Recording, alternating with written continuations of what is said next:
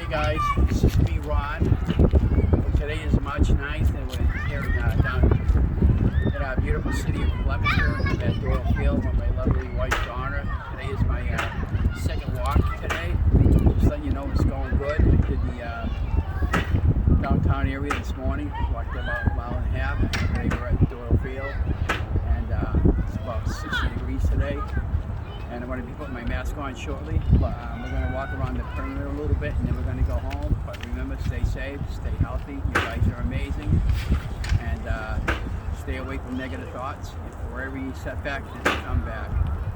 And don't forget to like, share, subscribe to my YouTube channel.